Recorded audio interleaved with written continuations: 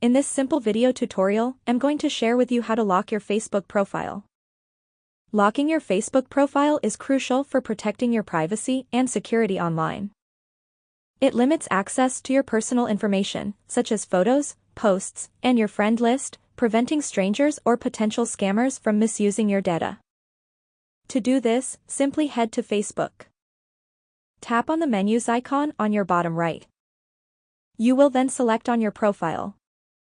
On your profile page, tap onto these three lines right here. You will see this option of Lock Profile. Head to it and select Unlock Your Profile button right here.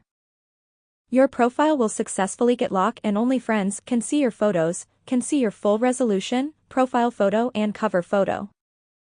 This reduces the risk of identity theft, hence controlling who can see and interact with your content.